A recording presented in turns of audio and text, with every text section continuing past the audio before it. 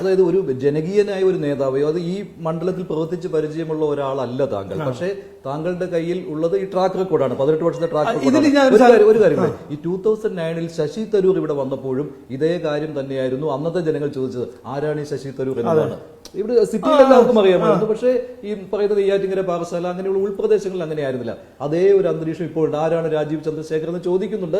അതിനുള്ള ഉത്തരം ഇതിൽ ഡിഫറൻസ് എന്നാ ഞാൻ പറയാം. 15 കൊല്ലം മുമ്പേ അദ്ദേഹം വന്നപ്പോ ആരാ ശശി തരൂർ പറയുമ്പോ അതിനൊരു ആൻസർ കൊടുക്കാൻ ആൻസർ ഉണ്ടായിരുന്നില്ല. അതിപ്പോ വാഷിംഗ്ടൺ DC ABCD അതൊരു ആൻസർ. ഇന്ന് എന്നെ പറ്റി ചോദിച്ചാൽ ഞാനൊരു 18 കൊല്ലമായിട്ട് ഒരു ഇലസ്ട്രിയസ് പോളിറ്റിക്സ് ഓഫ് പെർഫോമൻസിന്റെ അടുത്ത് ട്രാക്ക് റെക്കോർഡുണ്ട്. ഞാൻ ജനസേവ ചെയ്ത ആളാണ്. ഞാനിപ്പോ പെട്ടെന്ന് ഇങ്ങനെ പാരഷൂട്ട് എടുത്തിട്ട് ഇവിടെ എത്തിയതല്ല. ഞാൻ ഒരു ചോയ്സും ഉണ്ട്.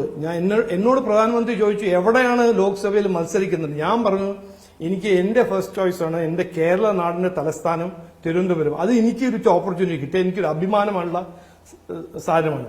താങ്കൾ ബാംഗ്ലൂരിൽ മത്സരിക്കാൻ ആഗ്രഹിച്ചിരുന്നില്ല? ഇല്ല, എന്നോട് പറഞ്ഞത് എല്ലാവരും അതാണ് സേഫ് സീറ്റ്.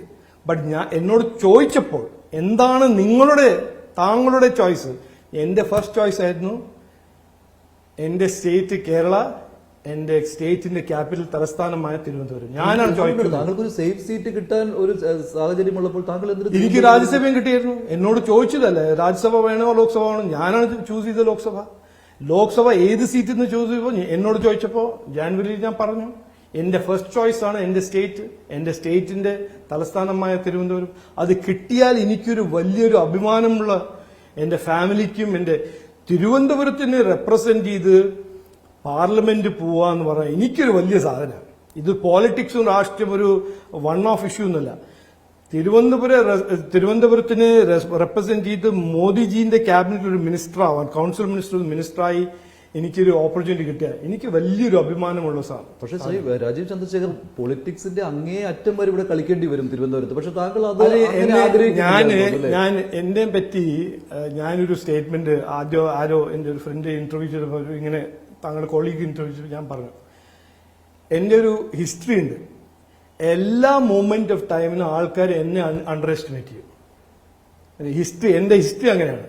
ഞാൻ മൊബൈൽ തുടങ്ങിയപ്പോൾ എല്ലാവരും പറഞ്ഞു ഫെയിൽ ആവും, ഞാൻ സക്സസ്ഫുൾ ആക്കി. ഞാൻ ചിപ്പ് ഡിസൈൻ പറഞ്ഞപ്പോൾ എല്ലാവരും പറഞ്ഞു നീ സോഫ്റ്റ്വെയർ വിട്ട് ചിപ്പ് ഡിസൈൻ പോന്ന്, അവിടെ സക്സസ് ആക്കി.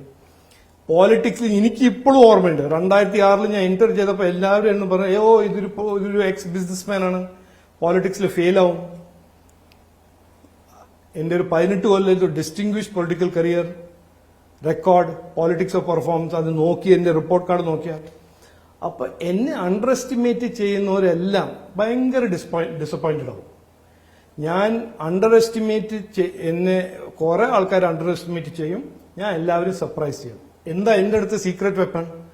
Hard work, sincerity, commitment.